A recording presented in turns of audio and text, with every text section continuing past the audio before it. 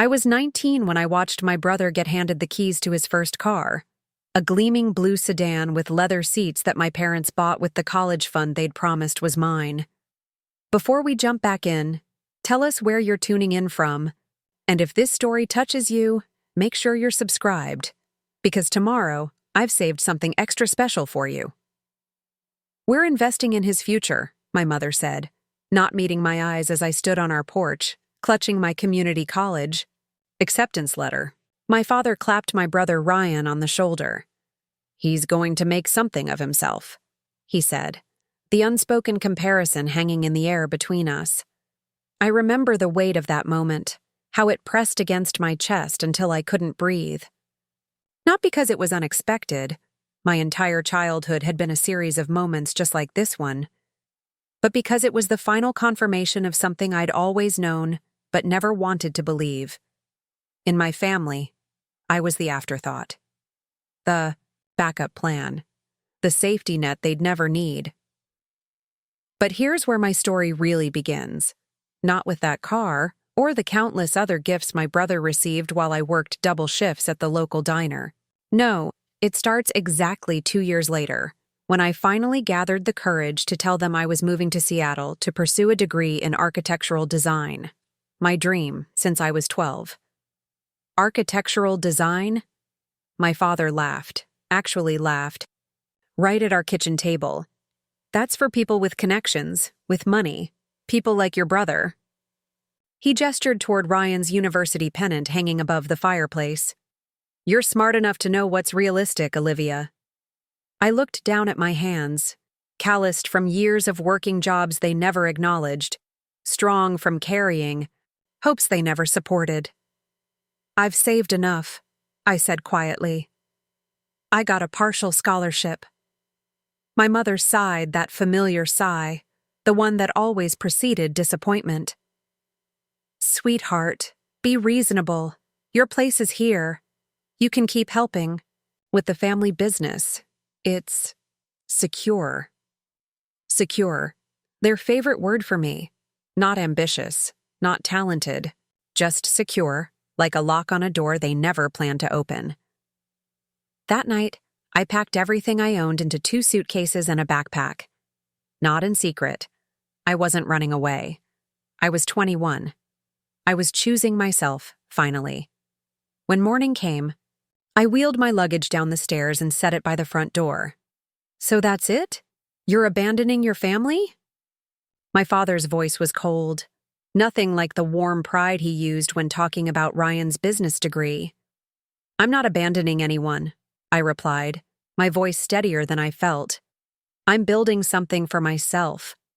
My mother crossed her arms, eyes glistening with tears that weren't for me, but for the disappointment I'd become.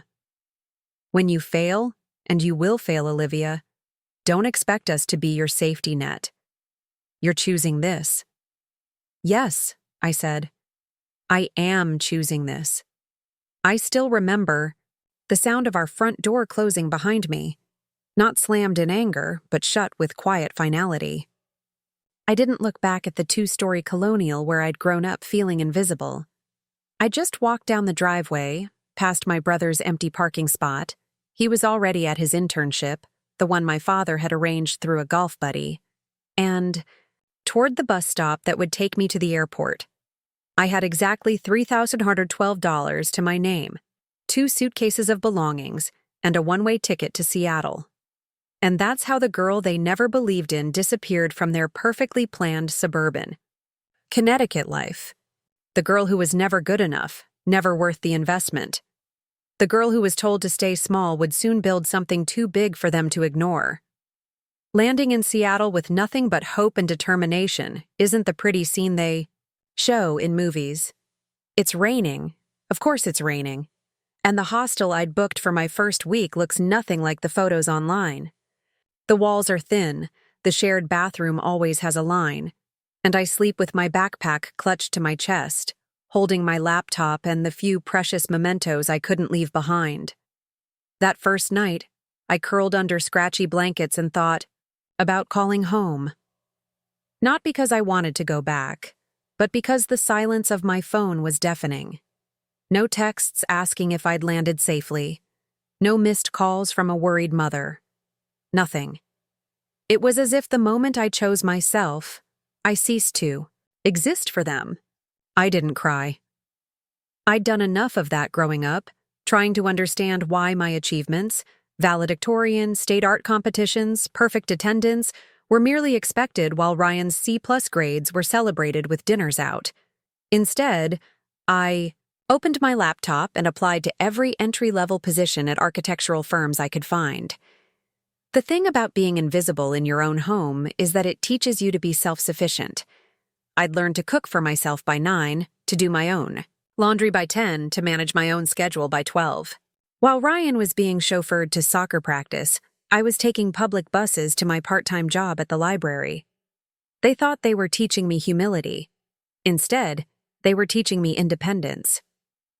By day 3 in Seattle, I had 2 job interviews lined up, neither in architecture, but both paying enough to cover a room rental.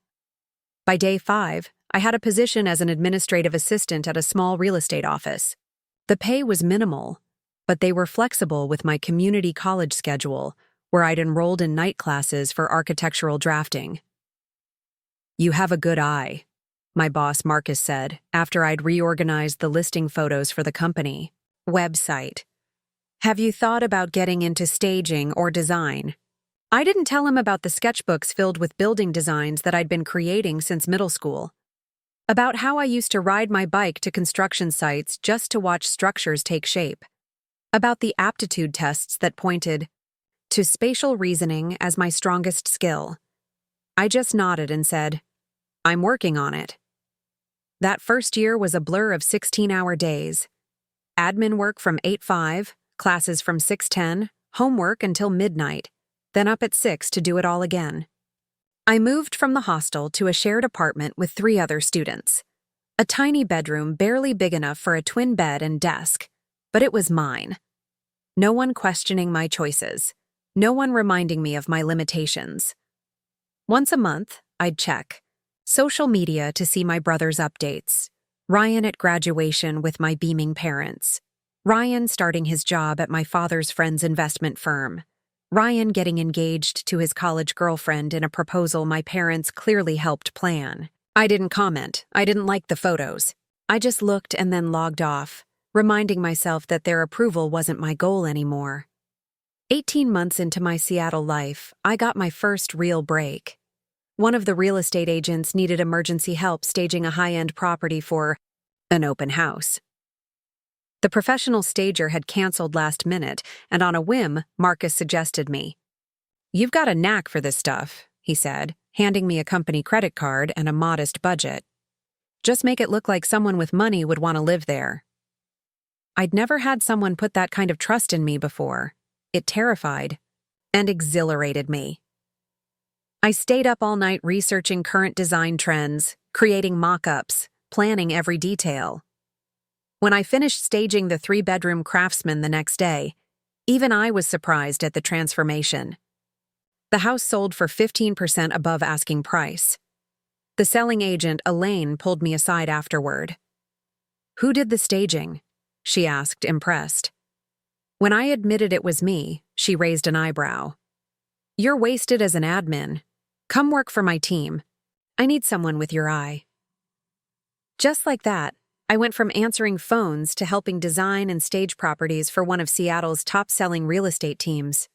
My salary tripled. Preparing and narrating this story took us a lot of time, so if you are enjoying it, subscribe to our channel. It means a lot to us. Now back to the story. I moved into my own studio apartment. For the first time, I started to believe that maybe, just maybe, I could actually become the architect I'd dreamed of being. I transferred to the University of Washington's architectural program the following semester. It meant more loans, more late nights, more sacrifices. But every time I doubted myself, I remembered my father's dismissive laugh, his certainty that I would fail. The way they had written off my dreams before I even had a chance to chase them. 3 years passed without a word from my family, not on birthdays, not on holidays. I sent Christmas cards the first 2 years, brief and polite with my new address. They were never acknowledged. I stopped sending them. What I didn't stop doing was working and learning and building a network of people who actually saw value in my ideas and efforts. Elaine became more than a boss. She became a mentor, introducing me to developers and contractors, bringing me into meetings where I could observe and absorb. After graduation, she offered to help fund my first small development project, renovating a duplex in an up-and-coming neighborhood. "You've got the vision," she said. "I've got the capital. Let's see what you can do." That project led to another, and then another. I founded Horizon Developments at 27, specializing in thoughtful renovations of neglected historic buildings. My approach, preserving character while creating modern functional spaces, quickly gained attention in the industry. A feature in Seattle Home and Design led to speaking engagements, which led to larger projects and investors. By 30, I had a team of 12, a downtown office, and a portfolio of successful developments that I was fiercely proud of. I had also met James, a structural engineer whose careful precision balanced my creative vision perfectly. We were engaged within a year, partners in life and occasionally in business, and still, silence from Connecticut. I'd long stopped checking Ryan's social media. The gap between our lives had grown too wide, too painful to witness. I'd heard, through a former high school classmate, that he was now working directly under my father, being groomed to take over the family's manufacturing business, that my parents had bought them a house as a wedding gift, that they were expecting their first child. I told myself it didn't matter anymore. I had created a life they couldn't have imagined for me. I had proven them wrong with every blueprint, every successful project, every award my firm received. I didn't need their validation. And then the email came. From our Murray Manufacturing. Com subject, family business matter, urgent Olivia. I hope this finds you well. It's been too long. Mom and Dad wouldn't want me reaching out, but things have changed. The family business is in trouble, major trouble. Dad made some bad investments and there's been a lawsuit from a former client. They're underwater on the house and the business loans. I've tried to help, but I'm stretched thin with my own family now. They're too proud to file for bankruptcy, but they're going to lose everything, including their house. It goes to auction next month. I know we haven't been there for you. I know that's mostly on me, too. But they're still our parents. If you're in a position to help at all, please consider it. At least call them. Ryan.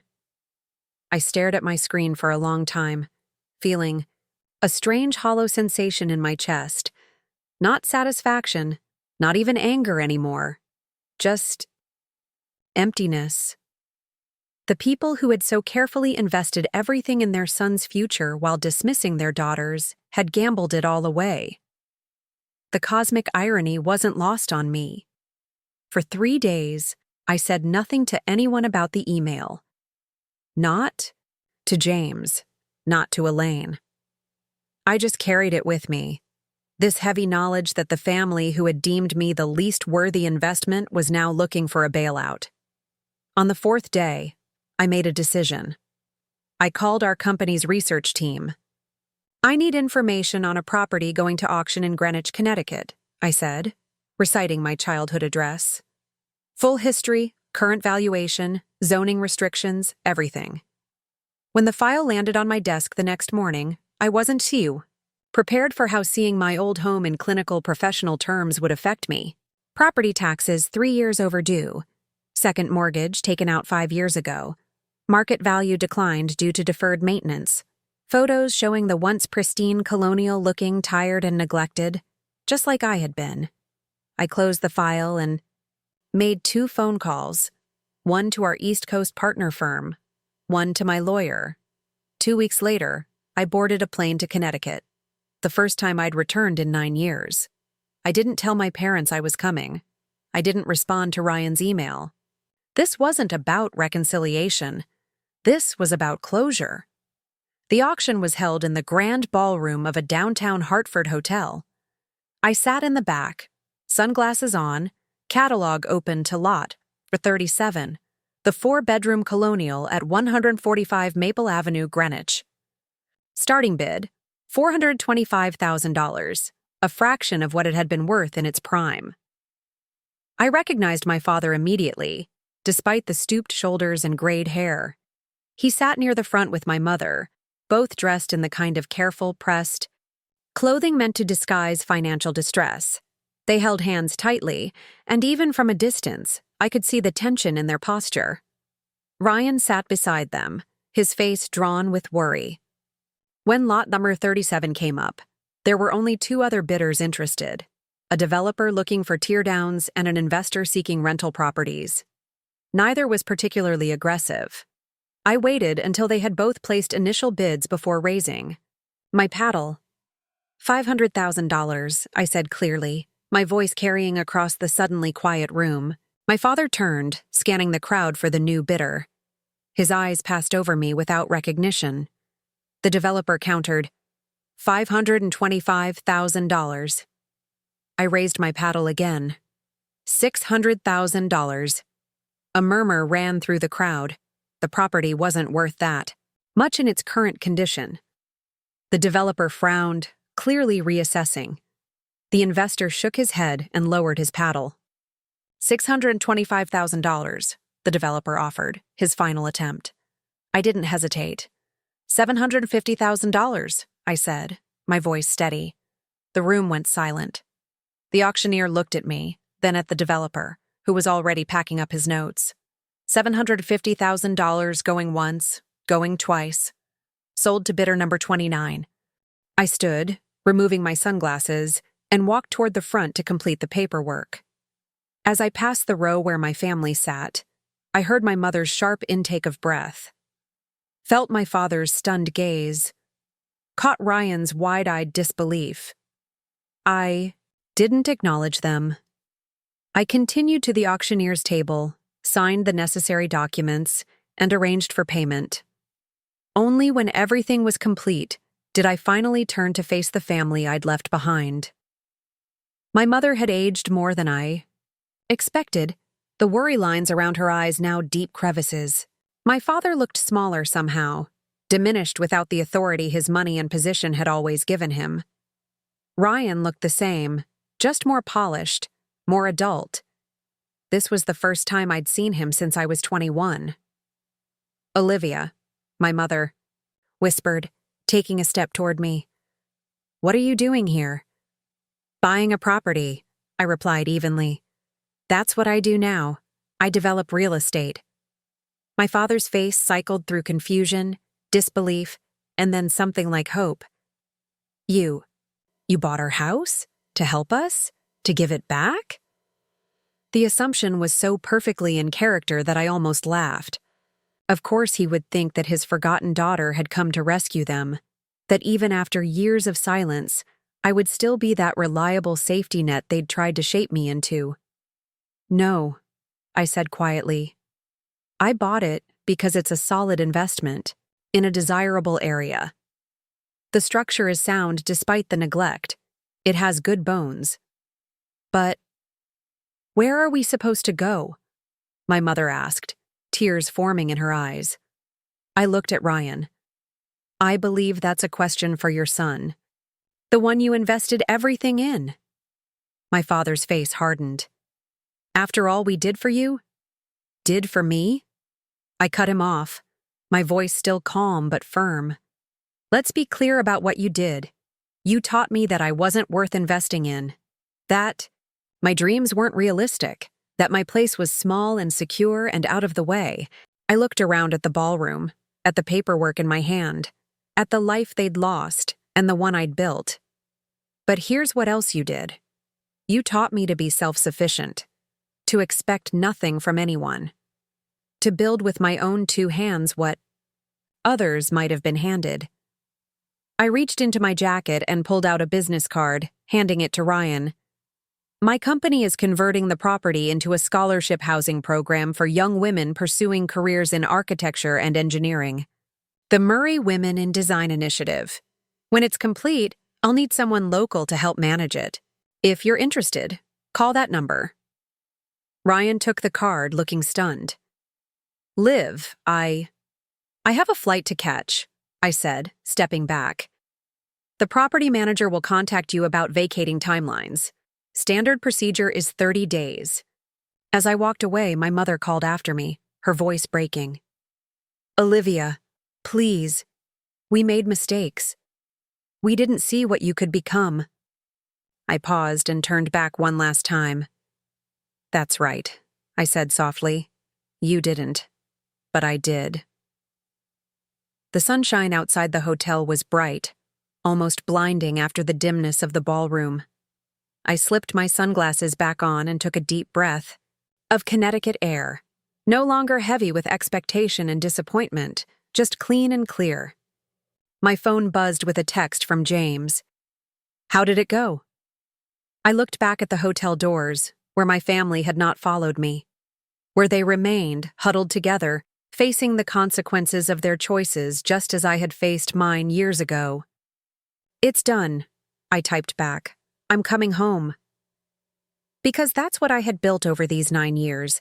Not just a business or a reputation or a portfolio of properties. I had built a home. One with room to grow and dream and reach.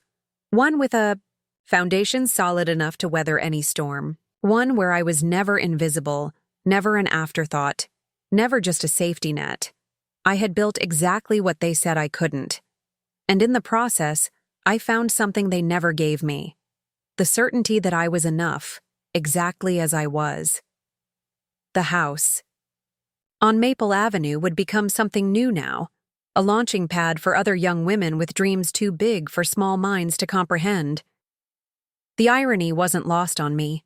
The very place where my ambitions had been dismissed would now nurture the ambitions of others.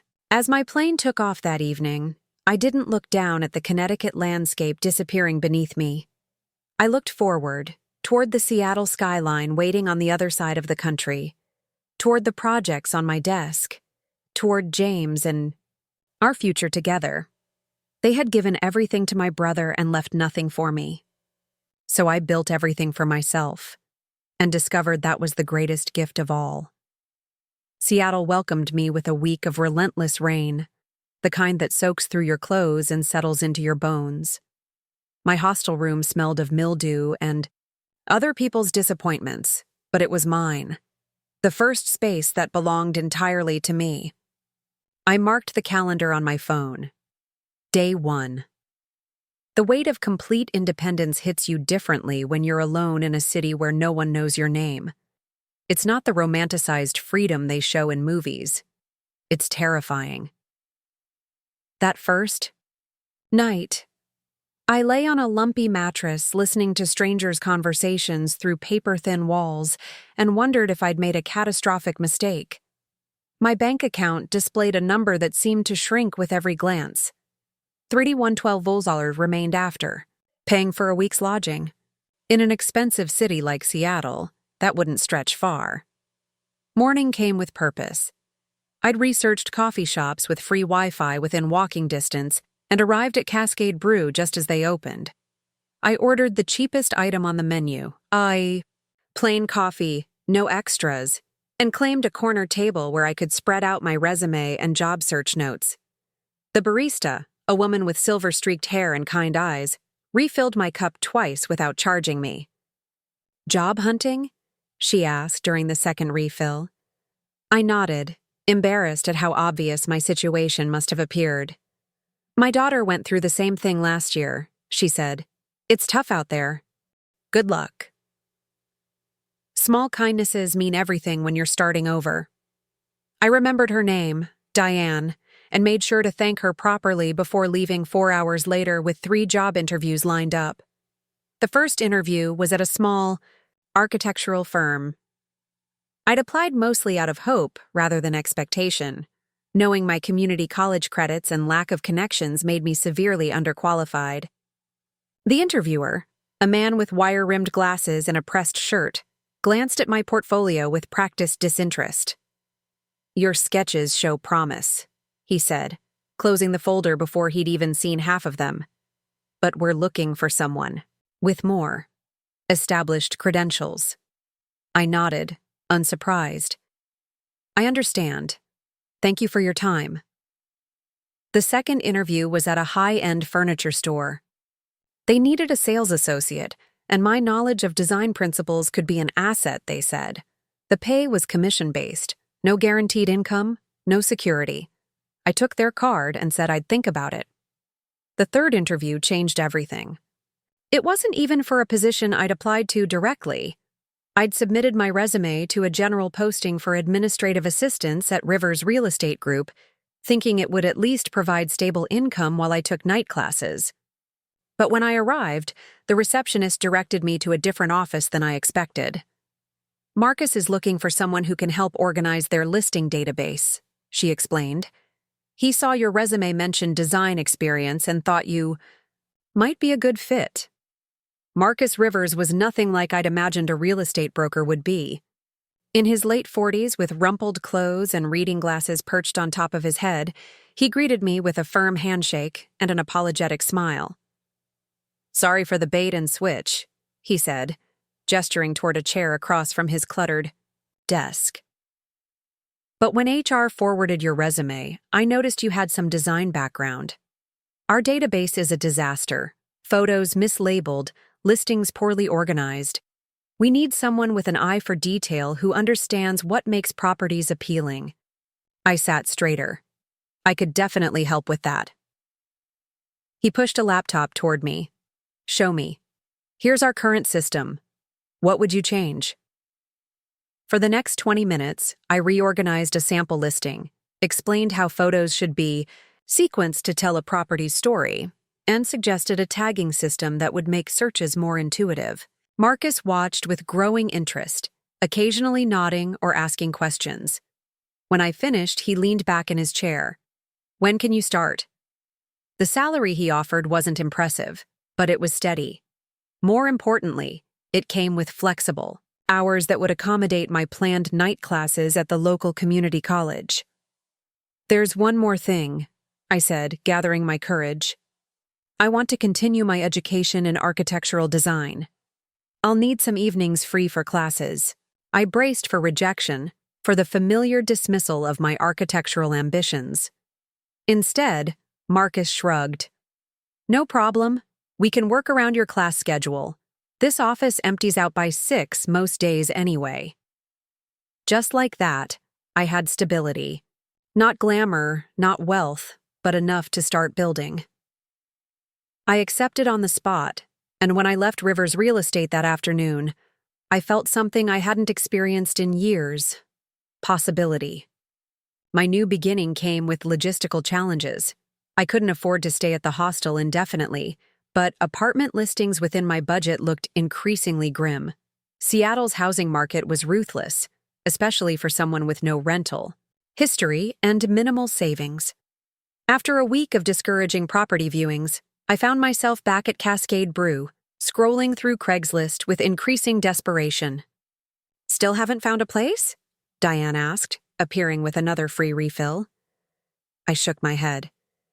"Everything affordable is either sketchy or requires 6 months' rent up front." She hesitated, then sat down across from me. "My daughter has a house in Beacon Hill. She rents out rooms to help with her mortgage. One of her tenants just moved out. It's not fancy, but it's safe. I could put in a good word." That night, I met Jennifer, Diane's daughter, a software engineer with purple-tipped hair and a straightforward manner. She showed me a bedroom barely larger than a walk-in closet in a 1920s Craftsman that had seen better days. The rent was still a stretch, but included utilities and internet. "House rules are simple," she said. "Clean up after yourself, no overnight. Guests without advance notice. And Sunday dinners are communal. Everyone takes turns cooking." I didn't tell her that I'd never been part of a communal anything. That in my family, dinners were performances where my brother received standing ovations while I worked backstage. I just nodded and signed the agreement, grateful for walls of my own. My room at Jennifer's became my sanctuary.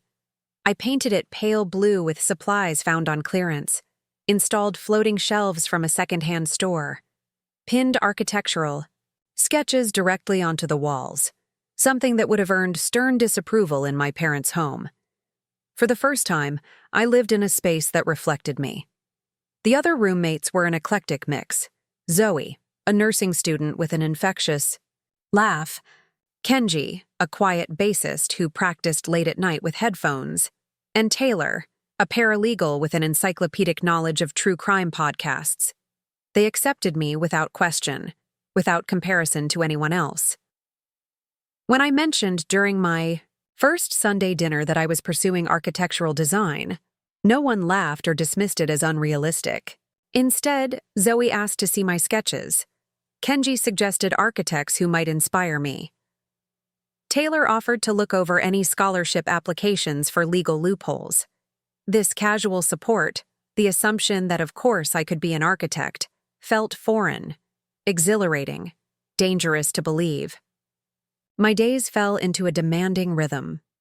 At Rivers Real Estate, I arrived early to organize listing photos and update property descriptions. Between tasks, I sketched building ideas on scrap paper, hiding them whenever someone approached. Old habits die hard. 3 evenings a week, I attended classes at Seattle Central Community College, learning drafting techniques and design principles that transformed my intuitive sketches into technical possibilities. The exhaustion was constant, bone deep. I lived on instant ramen and coffee, supplemented by Sunday dinner leftovers. My social life consisted of brief conversations with roommates and occasional chats with Diane when I stopped by Cascade Brew.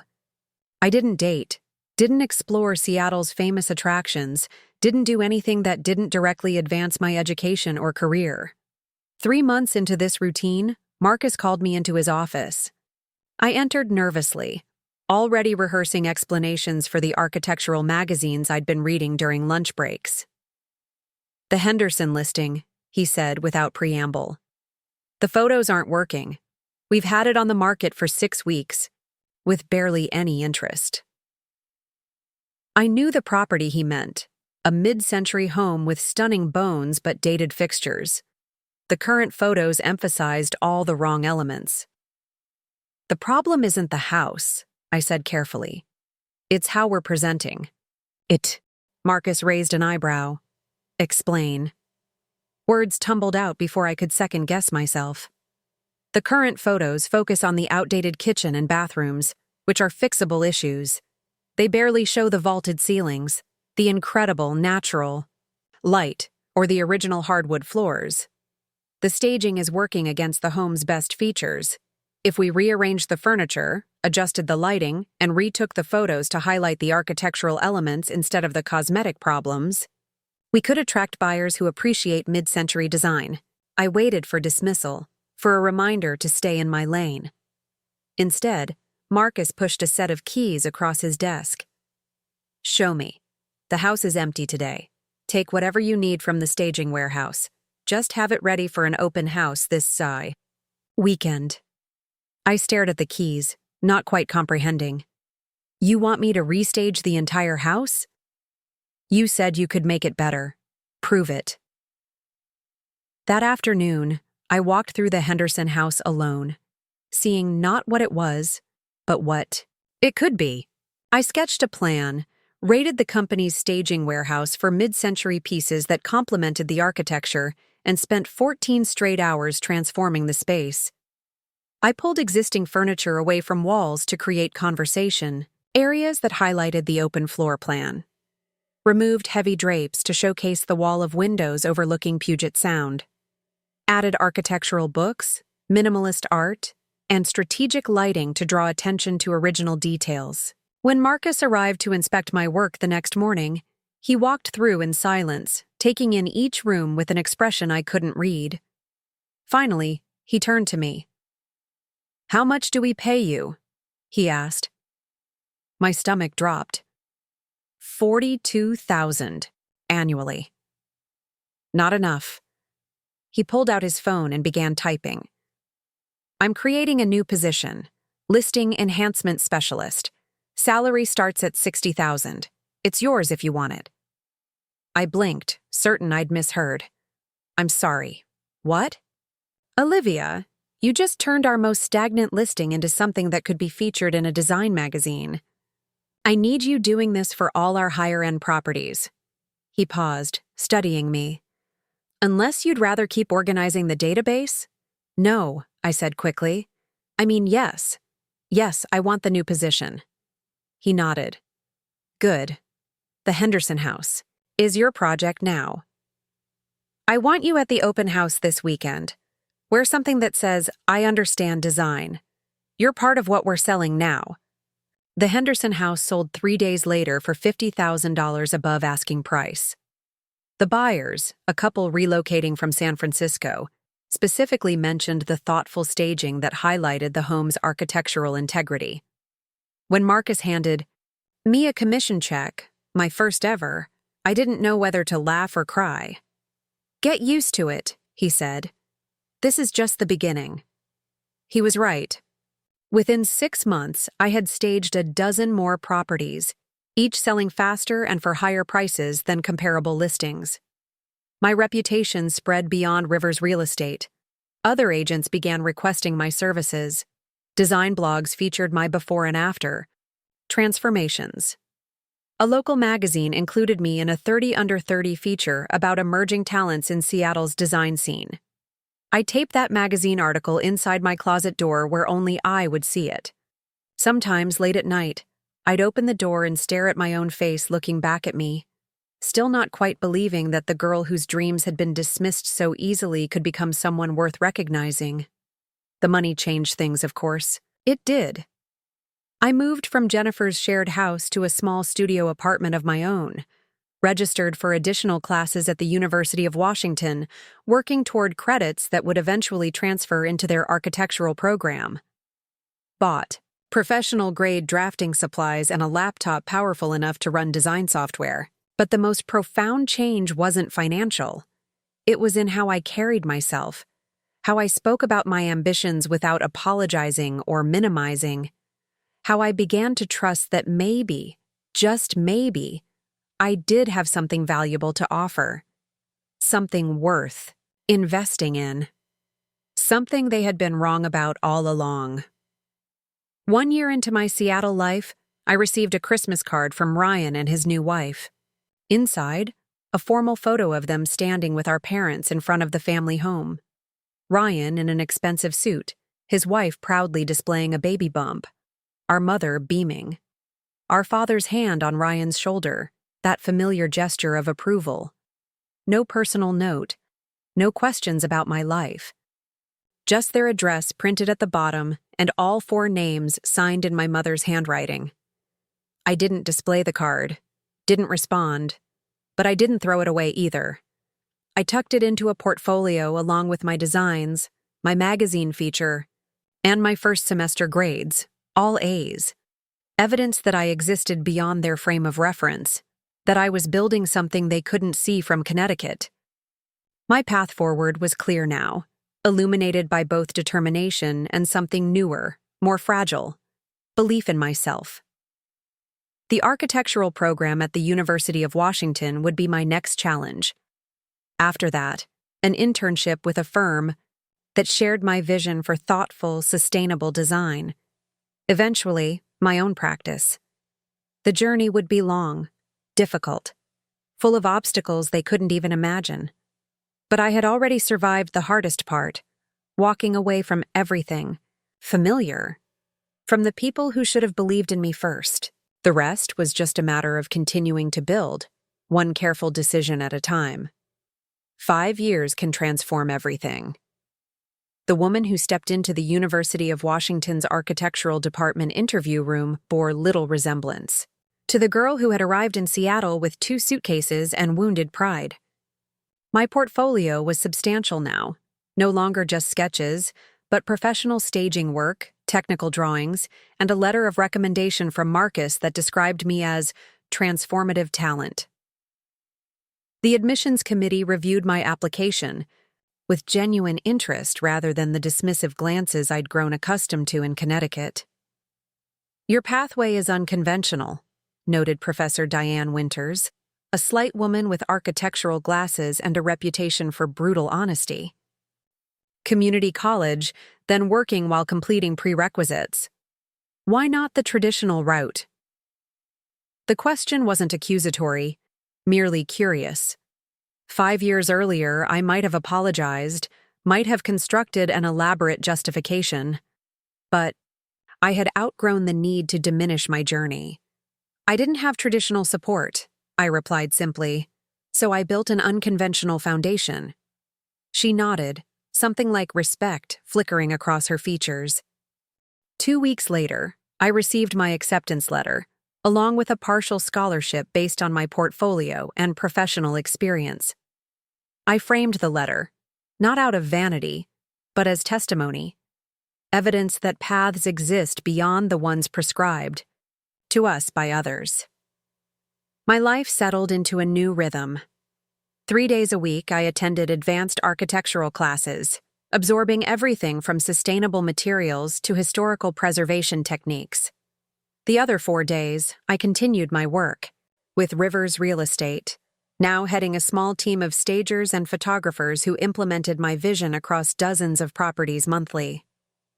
The income funded my education and allowed me to move into a proper one-bedroom apartment in Capitol Hill, a vibrant neighborhood pulsing with creative energy. My home became my laboratory. I transformed the standard-issue apartment with strategic modifications that showcased what could be done within rental limitations, installed floating shelves that drew the eye upward to enhance ceiling height, created a workspace that converted to a dining area when needed, used lighting to define separate zones within the open floor plan.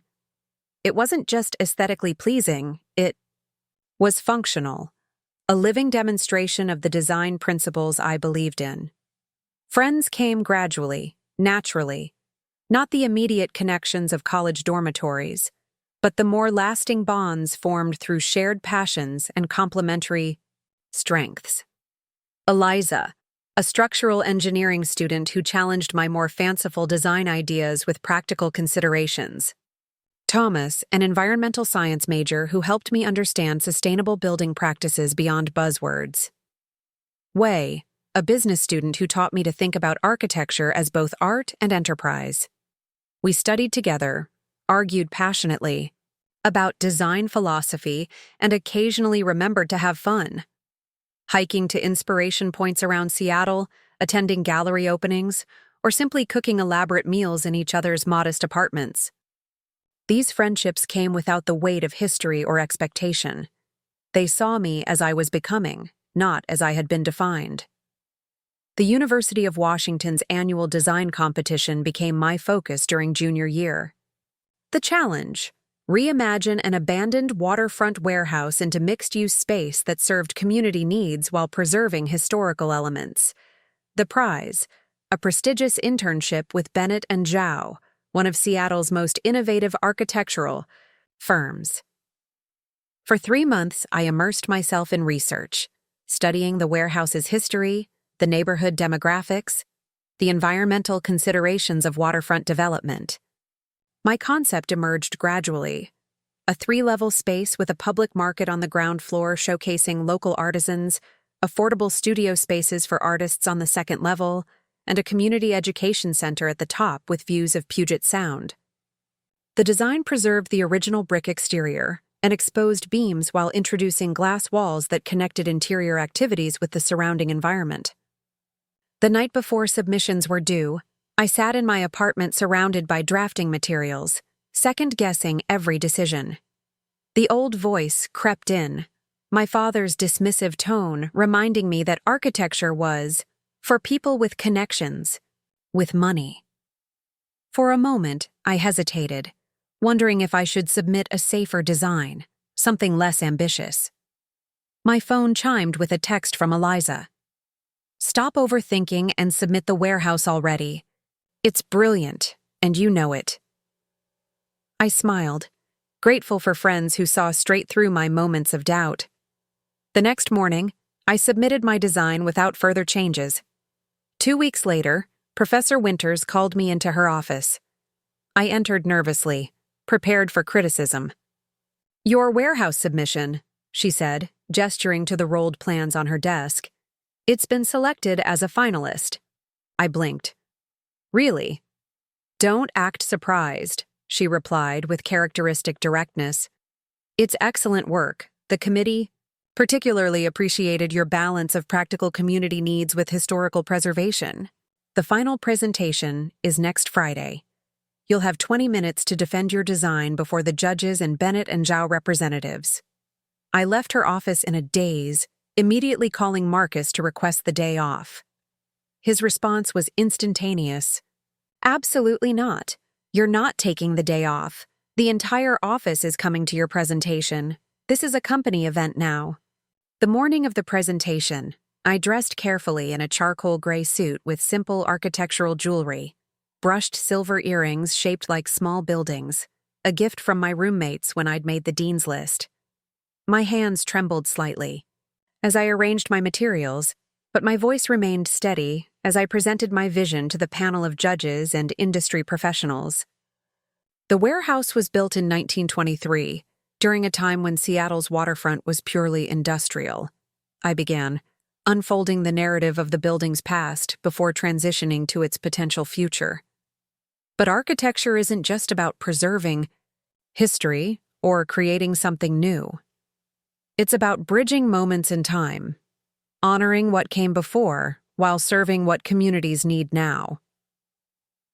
For 20 minutes, I walked them through every aspect of my design: the structural challenges, the sustainability features, the community engagement opportunities.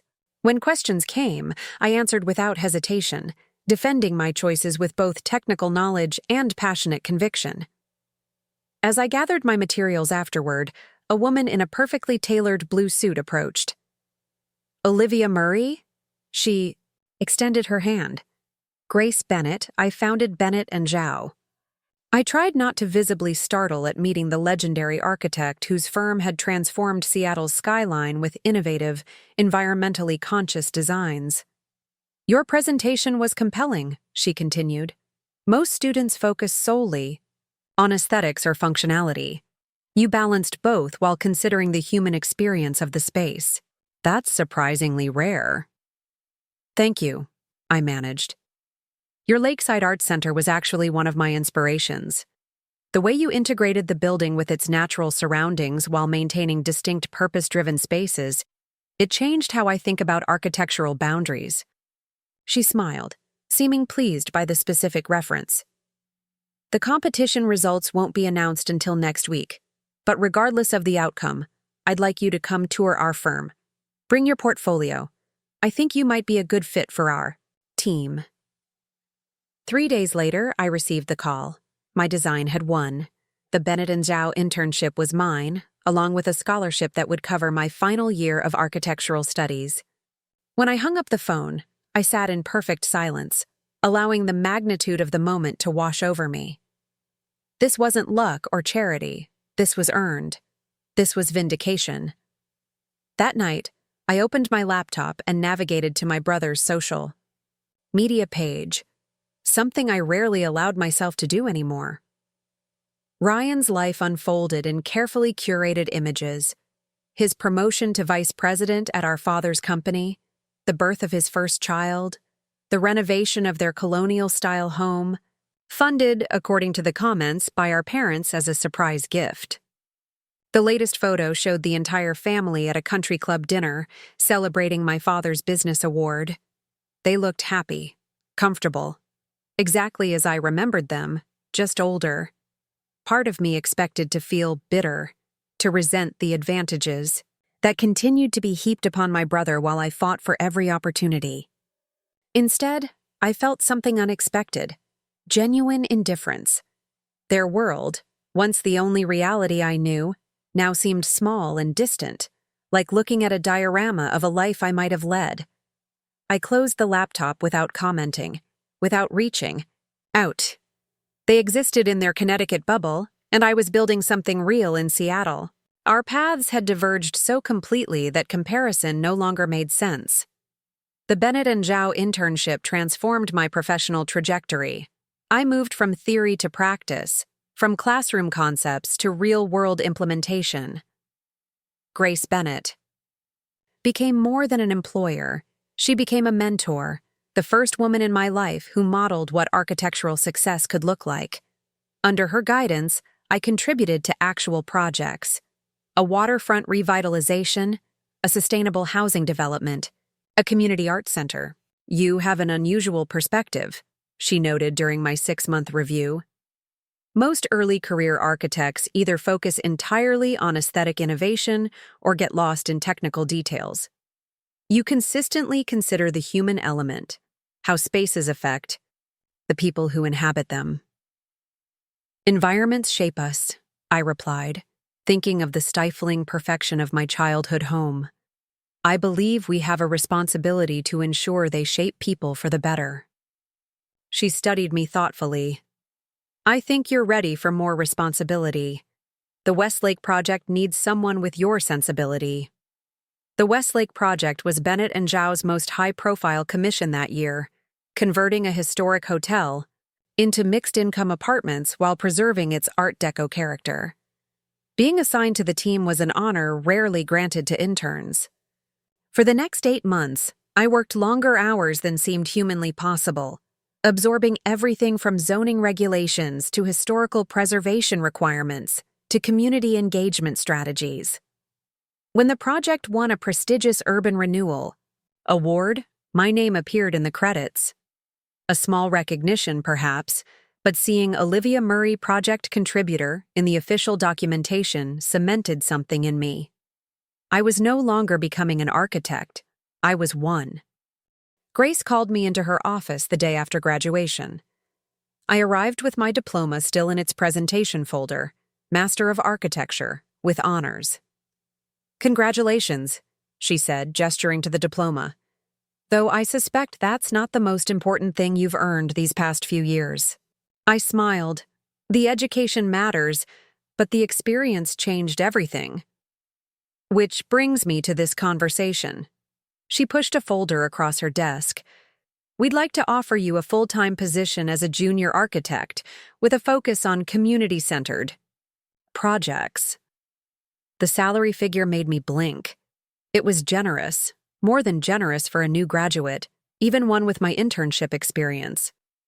But what caught my attention was the project list attached: affordable housing initiatives, community spaces, educational facilities. Work with purpose, not just aesthetic appeal. "You're surprised," Grace observed. "A little," I admitted. "These are meaningful projects." "That's precisely why we want you on them. Your background gives you insight into what spaces need to provide beyond just shelter or function. You understand architecture as a solution to human challenges." I accepted the position immediately. Within my first year at Bennett and Zhao, I led the redesign of a women's shelter that transformed an institutional-feeling space into one of dignity and healing. The project came in under budget, but exceeded expectations, earning recognition from social service organizations and architectural publications alike. My personal life evolved alongside my professional success. I purchased my first home, a modest mid-century modern house in need of thoughtful renovation. I approached the project with the same care I gave my professional work, preserving original elements while updating systems for sustainability and modern comfort. The house became both my sanctuary and my showcase, a physical manifestation of my design philosophy. I dated occasionally, but work remained my primary relationship. Until James Whitman, a structural engineer consulted on the Women's Shelter Project, challenged my carefully constructed independence. Brilliant, kind, and refreshingly direct, he approached design as a collaboration rather than a competition. Our professional discussions evolved into dinners, then weekends together, then a surprisingly natural integration of our lives. "You never talk about your family," he noted one evening as we reviewed renovation plans for my backyard. "Are they still in Connecticut?" The question was innocent, asked without agenda. For a moment, I considered my standard deflection, a vague reference to East Coast roots before changing the subject. But James deserved more than practiced evasions. "Yes, they're in Connecticut," I said carefully. "We're not close. They had very specific ideas about who I should become, and I chose a different path.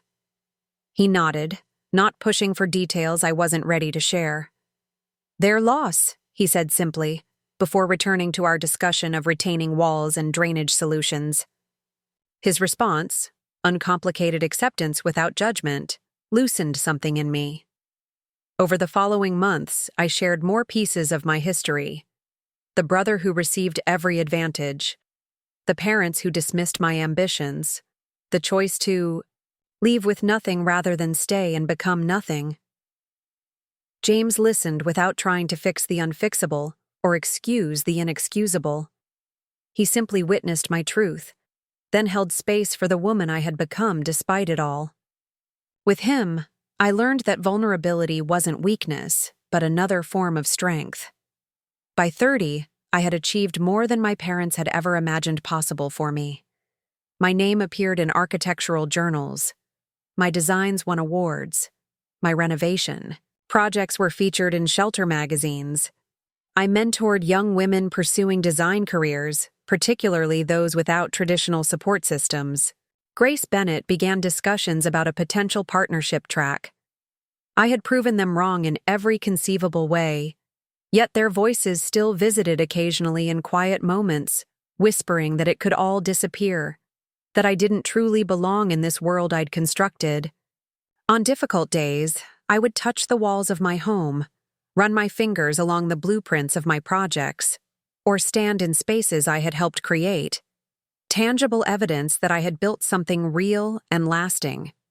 What I didn't realize was that the true test of everything I'd built was approaching, not from professional challenges, but from the past I thought I'd left behind in Connecticut. The email arrived on an ordinary Tuesday. I was reviewing final renderings for a community art center, my second major project as lead architect at Bennett & Zhao. Rain streamed down the windows of my office, typical Seattle weather that had long since become the backdrop to my life. When my phone chimed with a notification, I glanced at it absently, expecting another message from the contractors about material delays or budget adjustments. Instead, I saw a name that didn't belong in my Seattle existence: Ryan Murray. My finger hovered over the notification, a sudden tightness gripping my chest. 9 years had passed since I'd left Connecticut. 9 years of deliberate distance, of holidays spent with chosen family, of achievements uncelebrated by those who had raised me. 9 years during which my brother had sent exactly 3 communications: a wedding invitation I didn't respond to, the Christmas card with their family photo, and a birth announcement for his son 3 years ago. I took a deep breath and opened the message. From Ryan, Murray Manufacturing. Come subject: family situation. Need to speak live. I know it's been a long time and that's mostly on us. I won't pretend otherwise, but I need to talk to you about Mom and Dad. Things aren't good.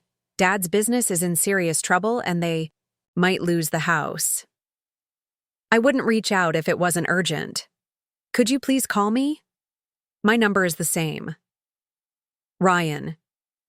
I set my phone down on my desk and stared out at the rain, watching droplets race down the glass, merging and separating in chaotic patterns.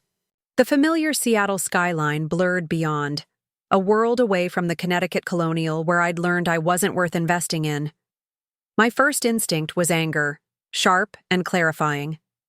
Of course they would reach out only when they needed something. Not when I graduated with honors. Not when my designs started winning awards.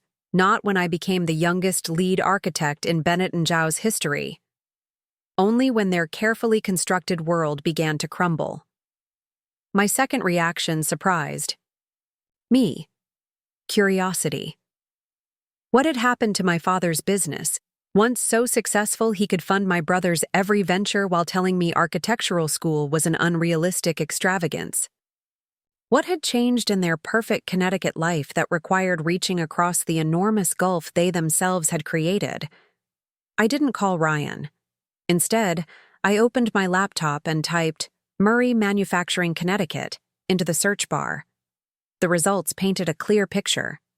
Regional news articles described declining revenue, layoffs, a costly lawsuit from a client whose project had been mismanaged. Business journals noted that older manufacturing companies like my father's were struggling to adapt to changing markets and technologies. Then I found something more specific, a notice of foreclosure on a property in Greenwich, Connecticut. My childhood home was scheduled for auction in 6 weeks. I closed my laptop and leaned back in my chair, an unexpected wave of emotion washing over me. Not satisfaction at their downfall, not vindication. Something more complicated, a strange grief for the family that had never truly existed except in my childhood longing. A family that might have celebrated my successes alongside my brothers. A family that might have seen value in my differences rather than dismissing them. James found me still sitting there an hour later, staring out at the rain. "Hey, I thought we were meeting for lunch," he said, then paused, studying my expression. "What happened?" I gestured toward my phone. "My brother emailed. My parents are losing their house. The family business is failing." He sat down across from me, waiting for me to continue. "They want my help," I said, the irony catching in my throat. After 9 years of silence, after telling me I'd never amount to anything without their support, they need me to bail them out. James was quiet for a moment. "What are you going to do?" It was the right question, direct, without judgment, or advice. One of the countless reasons I'd fallen in love with him. "I don't know," I admitted. Part of me wants to ignore it completely. They made their choice years ago when they decided I wasn't worth their time or support. Why should I rescue them now? "And the other part?" he asked gently. I sighed. The other part remembers being 17, sitting at their kitchen table with college brochures and dreams, being told that architectural school was for people with money and connections. "People like your brother," my father said. Now, my brother is calling because their money and connections aren't enough anymore. James reached across the desk and took my hand. "Whatever you decide, I'm with you. But make sure it's a decision you can live with long term, not just one. That feels right in the moment." That night, I didn't sleep. I paced through my mid-century home, the home I'd purchased with my own money, renovated with my own hands, filled with books and art and objects that reflected the woman I'd become, without their approval. Every square inch represented choices they had dismissed as impractical or unrealistic. Every achievement displayed on my walls had been earned without their support. By morning, I'd made a decision. I replied to Ryan's email with a single line. "I have a meeting in New York next month. I can make a detour to Connecticut.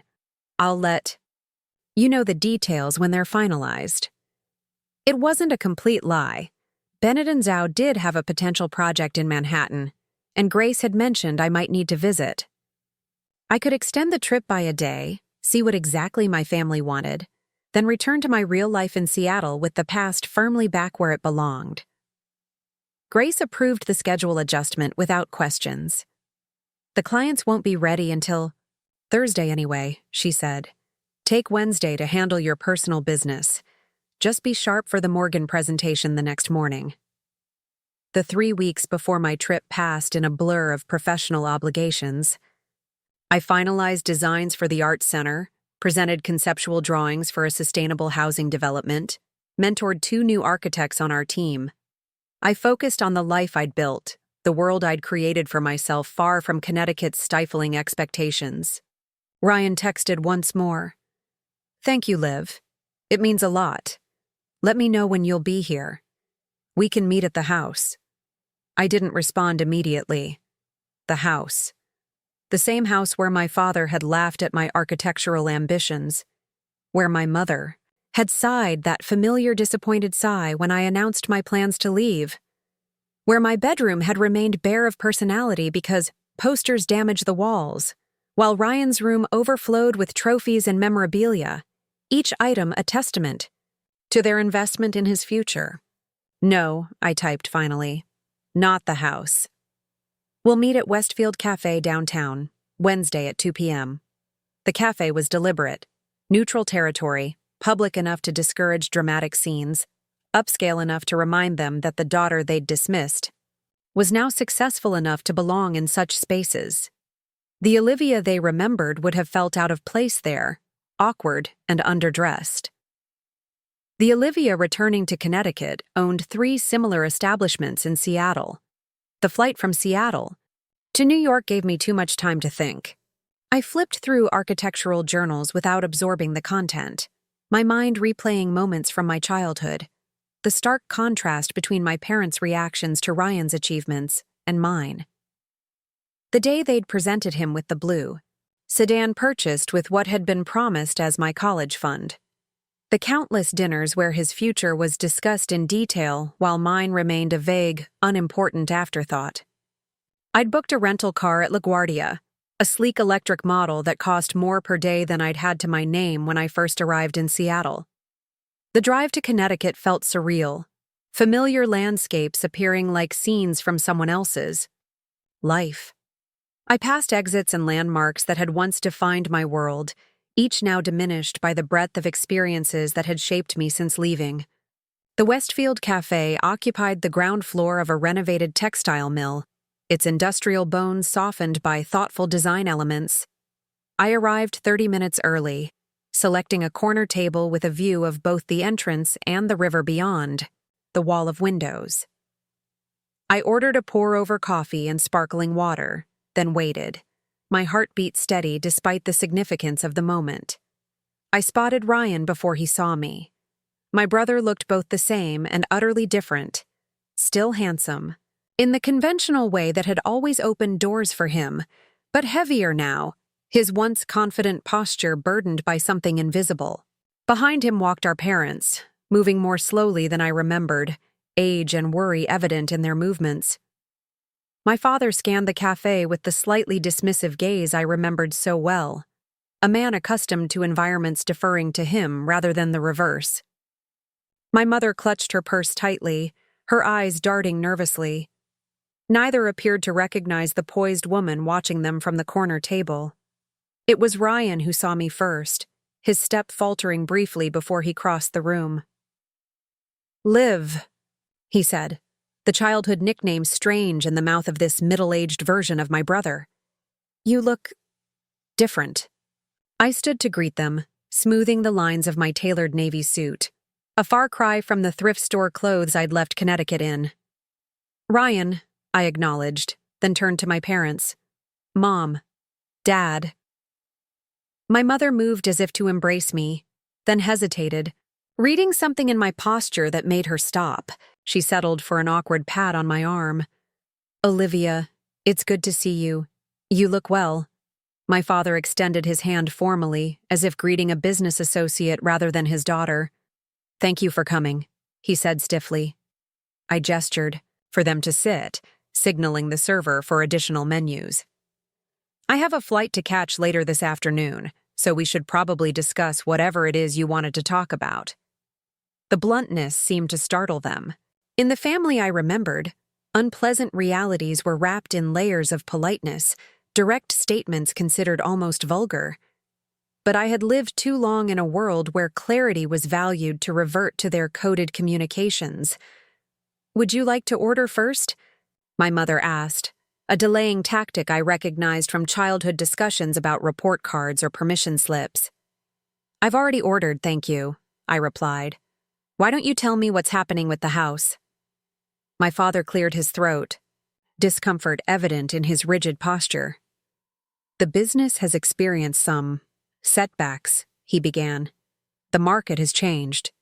Materials costs have increased dramatically, and there was an unfortunate situation with a client that resulted in legal expenses." I nodded, waiting for him to continue. When he didn't, I prompted, "And the house?" Ryan interjected. "Dad took out a second mortgage on the house to cover business expenses, and now they're underwater on both. The bank is foreclosing. The auction is set for next month." "I see," I said, my voice neutral. "And you contacted me because..." My mother looked pained. Olivia, your family. We thought you should know what's happening. The evasion was so transparent, I almost laughed.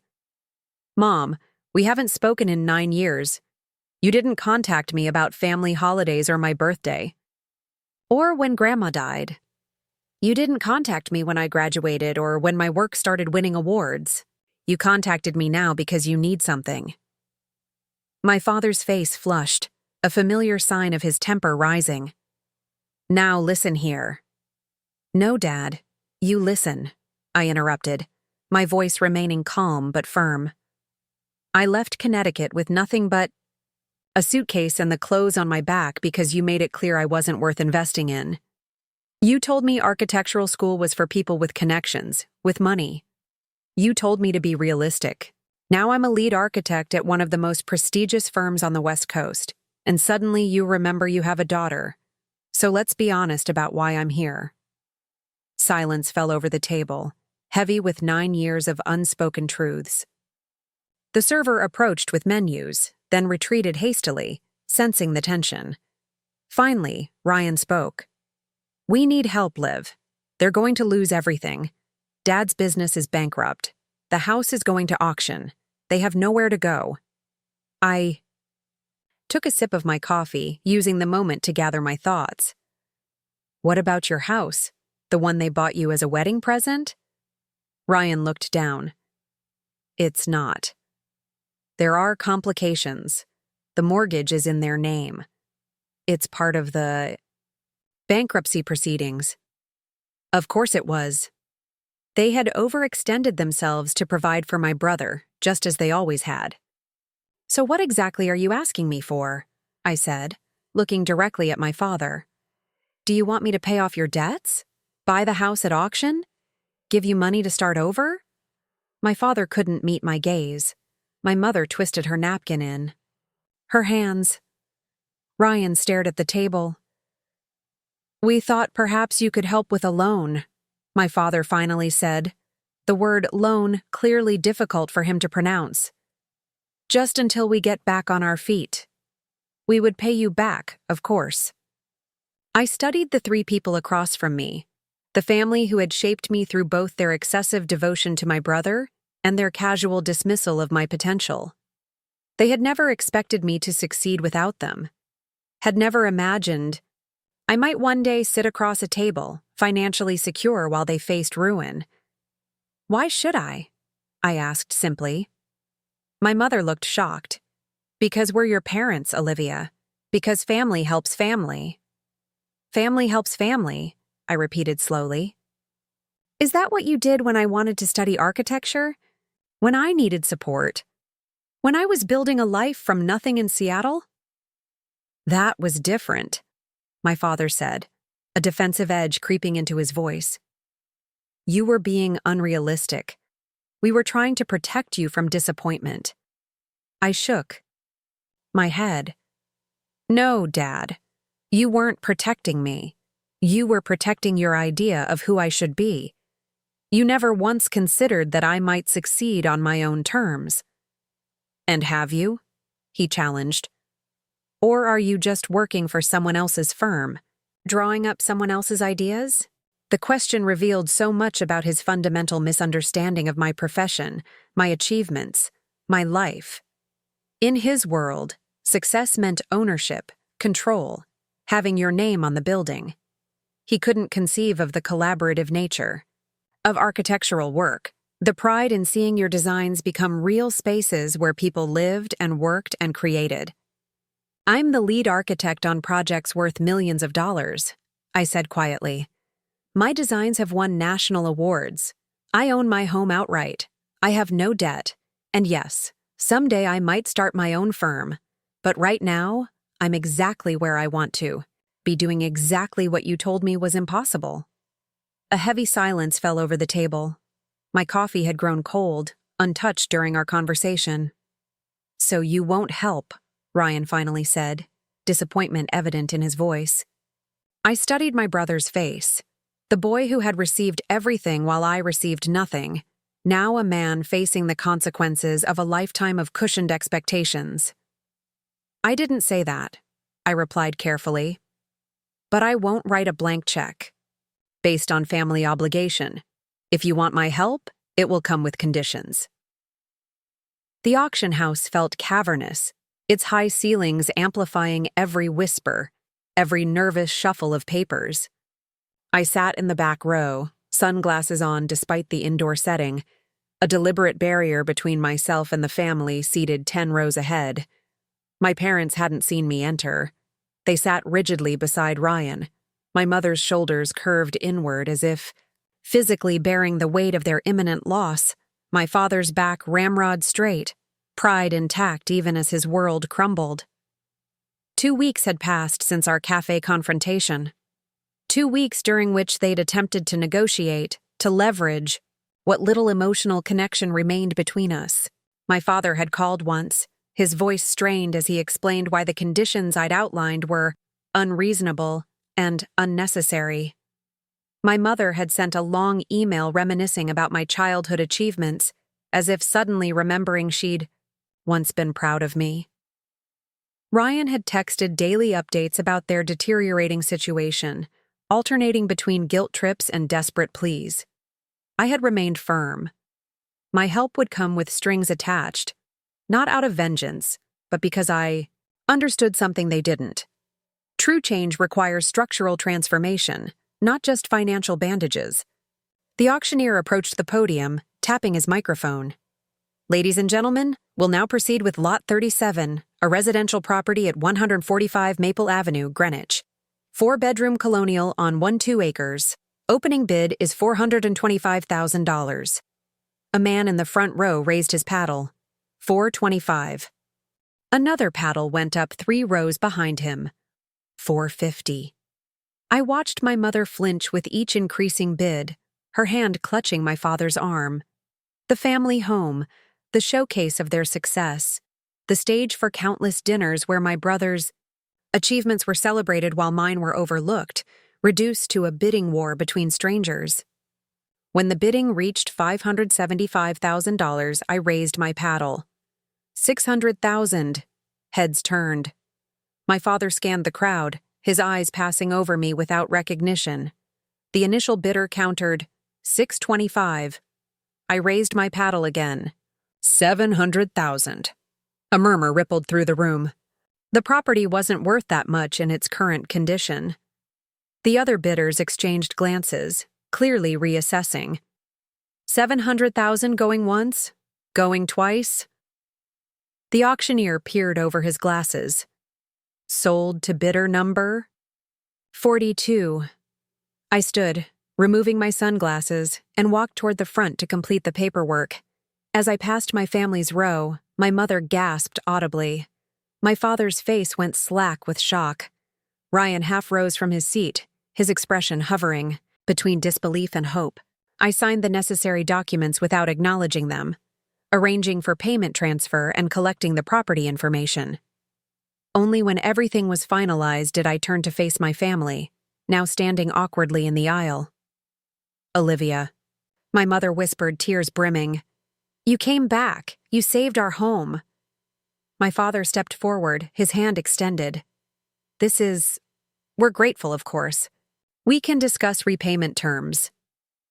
There's been a misunderstanding, I interrupted, my voice calm.